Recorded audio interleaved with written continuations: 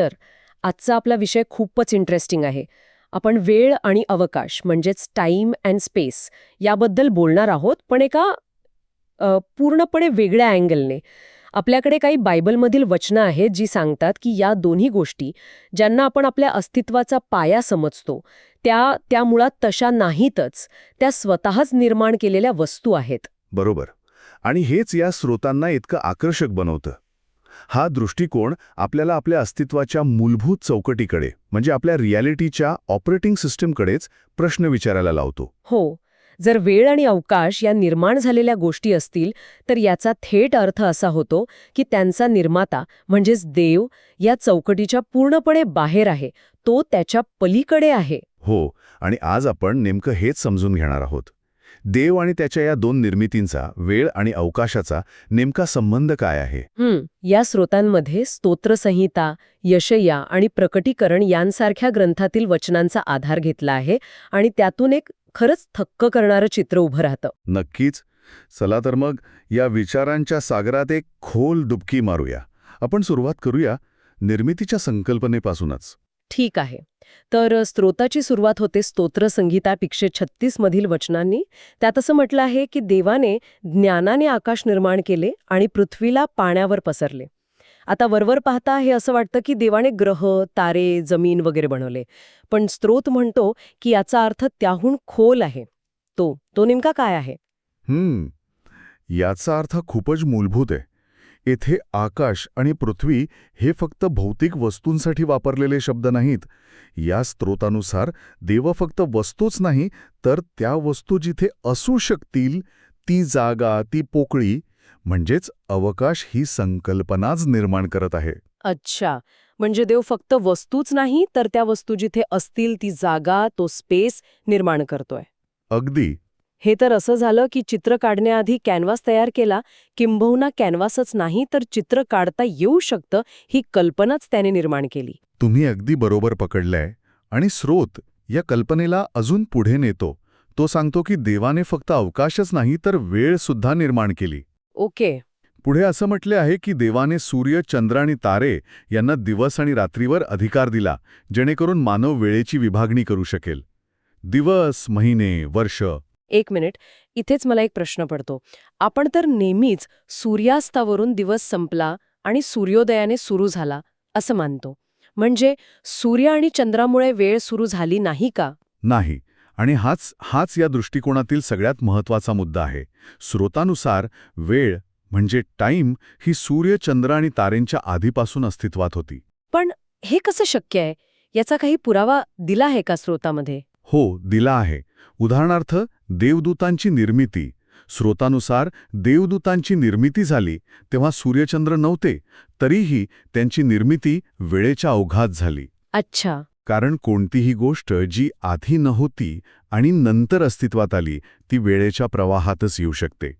आधी आणि नंतर हे शब्दच वेळेचं अस्तित्व सिद्ध करतात, बरोबर ना? वाव! म्हणजे देवदूतांचं अस्तित्व हेच वेळेच्या अस्तित्वाचा पुरावा आहे, सूर्यचंद्राच्या निर्मितीच्या आधीपासून. हे तर अविश्वसनीय आहे. मी आजपर्यंत वेळ आणि सूर्योदय यांचा संबंध अविभाज्य मानत होते. अगदी बरोबर.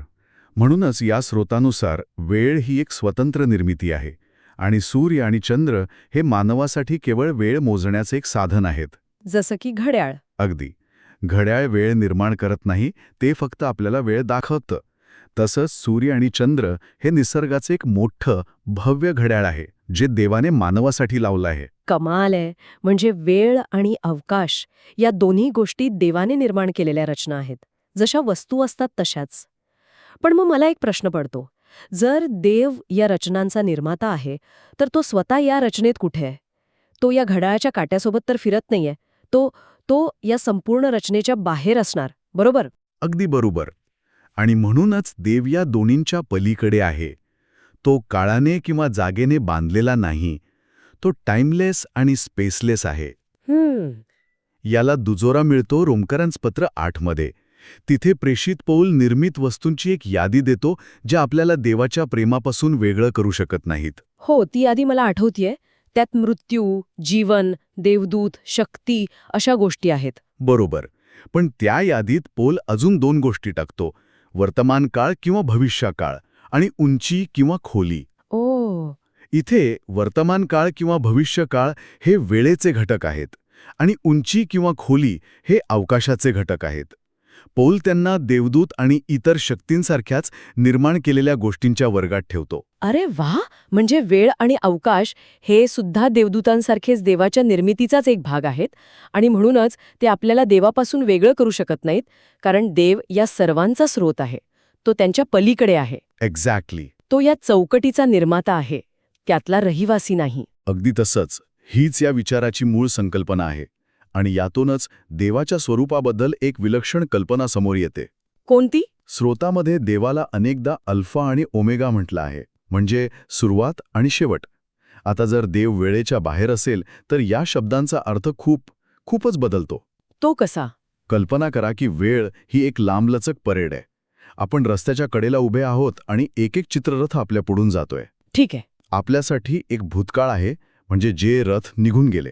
एक वर्तमान काळ आहे, जो रथ आपल्या समोर आहे. आणि एक भविष्यकाळ आहे, म्हणजे जे रथ येणार आहेत. हो, समजलं. आता कल्पना करा की देव त्या परेड मार्गाच्या वर एका उंच हेलिकॉप्टरमध्ये आहे. त्याला काय दिसेल? त्याला तर संपूर्ण परेड एकाच वेळी दिसेल. पहिला चित्ररथ, मधले चित्ररथ आणि शेवटचा चित्ररथ, सगळं काही एकाच नजरेत. अगदी बरोबर. स्रोतानुसार देव वेळेचा अनुभव तसा घेतो. आपण वेळेला एका सरळ रेषेसारखं पाहतो, पण देवासाठी ती रेषा नाही. तो त्या रेषेवरचा प्रत्येक बिंदू सुरुवातीपासून शेवटपर्यंत एकाच वेळी पाहतो आणि अनुभवतो. म्हणजे आपल्यासाठी जो भूतकाळ, वर्तमान काळ आणि भविष्यकाळ आहे, तो देवासाठी केवळ एक शाश्वत वर्तमान काळ आहे, एक इटर्नल नाव. हो.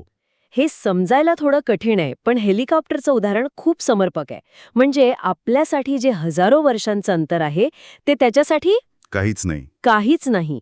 स्रोत सांगतो की देवासाठी आत्ता म्हणजे विश्वाच्या निर्मितीच्या आधीचा क्षण आहे आणि आत्ता म्हणजे विश्वाच्या अंतानंतरचा क्षणही आहे. तो सर्व क्षणांमध्ये आणि सर्व ठिकाणी एकाच वेळी अस्तित्वात आहे. होय.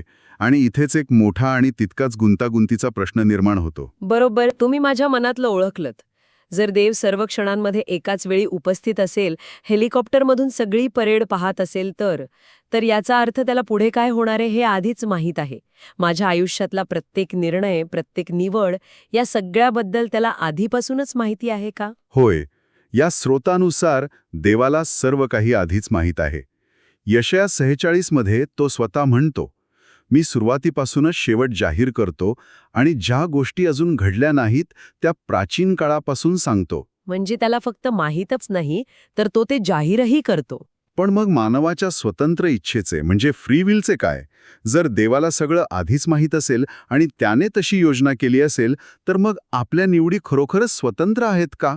हे तर पूर्णपणे नियतिवादासारखं वाटतंय. हा, या चर्चेतला सर्वात गुंतागुंतीचा भाग आहे. स्रोताचा दृष्टिकोन असा आहे की या दोन्ही गोष्टी एकत्र अस्तित्वात आहेत. देवाची सार्वभौम योजना आणि मानवाची स्वतंत्र निवड. पण ते कसं शक्य आहे? जर परिणाम आधीच ठरलेला असेल, तर निवडीला अर्थ काय उरतो? स्रोत यावर काही अधिक स्पष्टीकरण देतो का? हो, देतो. आणि ते खूप खोल आहे. स्रोतानुसार देवाने प्रत्येक जीवाच्या निवडी आधीच जाणल्या आहेत. म्हणजे त्याने सृष्टी निर्माण करण्याआधीच हे पाहिले होते की कोणती व्यक्ती कोणत्या परिस्थितीत कोणती निवड करेल.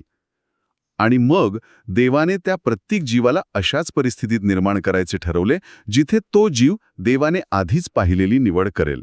थांबा, हे नीट समजावून सांगा. म्हणजे देवाने परिस्थितीची रचनाच अशी केली आहे की अपेक्षित परिणाम मिळेल? हो, एका अर्थी तसंच. समजा देवाला माहीत आहे की अ नावाची व्यक्ती जर क्ष परिस्थितीत सापडली तर ती य हा निर्णय घेईल. तर देव अ व्यक्तीला क्ष परिस्थितीतच अस्तित्वात आणतो. निवड अ व्यक्तीचीच असते, ती स्वतंत्र असते, पण देवाला त्या निवडीचा परिणाम आधीच माहीत असतो आणि त्याने त्या व्यक्तीला त्याच परिस्थितीत ठेवून ती निवड त्याच्या मोठ्या योजनेचा भाग बनवली आहे. हे खूपच गुंतागुंतीचं आहे. पण यात एक धक्कादायक गोष्टही आहे नाही का? स्रोतामध्ये असं काहीतरी म्हटलं आहे की जर त्या व्यक्तीने वेगळी निवड केली असती तर. होय. आणि ही गोष्ट या संकल्पनेला एका वेगळ्याच पातळीवर नेते. स्रोतामध्ये असं म्हटलं आहे की जर अ व्यक्तीने क्ष परिस्थितीत य ऐवजी झेड ही निवड केली असती, जे देवाच्या योजनेत नव्हते, तर देवाने अ व्यक्तीच्या जागी ब नावाच्या व्यक्तीला जन्माला घातले असते आणि ब व्यक्ती त्याच क्ष परिस्थितीत य हीच निवड करेल हे देवाला माहीत होते. हे तर खूपच धक्कादायक आहे. म्हणजे आपलं अस्तित्वच सशर्त आहे का? जर आपण देवाच्या योजनेत बसणारी निवड केली नाही तर आपलं अस्तित्वच नसतं. या स्रोतानुसार हो, देवाने प्रत्येक घटनेची योजना निर्मितीच्या आधीच केलेली आहे आणि त्या योजनेनुसारच तो जीवांना अस्तित्वात आणतो. आपल्या दृष्टिकोनातून आपण स्वतंत्र निवड करत असतो, पण देवाच्या सार्वभौम दृष्टिकोनातून आपण तीच निवड करत असतो जी त्याने त्याच्या अनंत ज्ञानातून आधीच पाहिलेली आणि योजलेली असते. खरे, ही एक अशी संकल्पना आहे जिथे मानवी तर्क पूर्णपणे थांबतो. हे बुद्धीच्या पलीकडचं वाटतंय. तर मग ह्या सगळ्याचा अर्थ काय? या सर्व संकल्पनांना एकत्र कसं जोडता येईल? वेळ आणि अवकाश ही निर्मिती आहे, देव त्याच्या पलीकडे आहे, त्याला सर्व काही माहिती आहे. या सगळ्याचा निष्कर्ष काय? ह्या स्रोताचा अंतिम निष्कर्ष असा आहे की संपूर्ण निर्मिती म्हणजे दृश्य आणि अदृश्य, वेळ आणि अवकाश, देवदूत आणि मानव हे सर्व काही देवाच्या आत आहे. तो या सर्वांना व्यापून आहे. कोलोसाक्रन्स पत्र 1 मध्ये म्हटलं आहे, स्वर्गातल्या व पृथ्वीवरल्या दृश्य व अदृश्य ही सर्व त्याच्याद्वारे निर्माण झाली, ती सर्व त्याच्याद्वारे व त्याच्यासाठी निर्माण झाली आहेत. तो सर्वांच्या आधी आहे आणि सर्व गोष्टी त्याच्यामध्ये टिकून आहेत. म्हणजे देव केवळ निर्माताच नाही, तर तो या संपूर्ण रचनेला टिकून ठेवणारा आधारही आहे. जसं कॉम्प्युटर प्रोग्राम चालण्यासाठी वीज लागते, तसं हे संपूर्ण विश्व टिकून राहण्यासाठी देव स्वतः ऊर्जा पुरवत आहे. अगदी बरोबर. आणि म्हणूनच स्रोत सांगतो की देवासाठी निर्मितीचे कार्य पूर्ण झाले आहे. उत्पत्तीच्या पुस्तकात लिहिल्याप्रमाणे त्याने 6 दिवसात काम पूर्ण केले आणि 7व्या दिवशी विश्रांती घेतली. आपल्यासाठी ती निर्मितीची प्रक्रिया अजूनही चालू आहे. आपण अजूनही वेळेच्या ओघात जगतोय, पण देवाच्या दृष्टिकोनातून तो आधीच त्या शब्दाच्या विश्रांतीत आहे. म्हणजे देवाच्या दृष्टिकोनातून सिनेमा आधीच संपला आहे आणि तो क्रेडिट्स पाहतोय, तर आपण अजून सिनेमाच्या पहिल्याच भागात आहोत. सुंदर उपमा आहे. हो, अगदी तसंच. कारण तो सर्व दिवसांमध्ये एकाच वेळी उपस्थित आहे. आपल्यासाठी जे भविष्य आहे ते त्याच्यासाठी आधीच घडलेली गोष्ट आहे.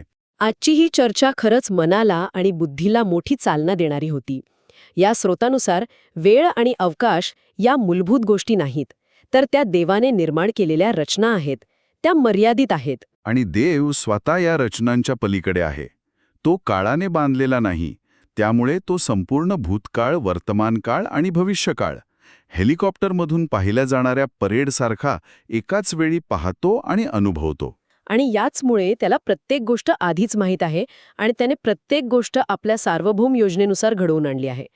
ही एक अशी संकल्पना आहे जी आपल्याला आपल्या अस्तित्वाकडे आणि देवाच्या स्वरूपाकडे एका पूर्णपणे नवीन नजरेने पाहायला लावते. नक्कीच. आणि ही चर्चा ऐकणाऱ्यांसाठी एक विचार करायला लावणारा प्रश्न मागे ठेवते. कोणता? जर वेळ ही देवाने निर्माण केलेली आणि टिकवून ठेवलेली एक रचना असेल, एका सिनेमाच्या रीळासारखी, तर मग आपल्या आठवणी म्हणजे भूतकाळ आणि आपली स्वप्ने किंवा आकांक्षा म्हणजे भविष्यकाळ यांचा नेमका अर्थ काय? त्या केवळ त्या रीळावरील वेगवेगळी ठिकाणे आहेत का जी देव एकाच वेळी पाहू शकतो? आणि जर तसं असेल तर मग आपण ज्याला आत्ता म्हणतो त्या क्षणाला इतकं महत्त्व का देतो?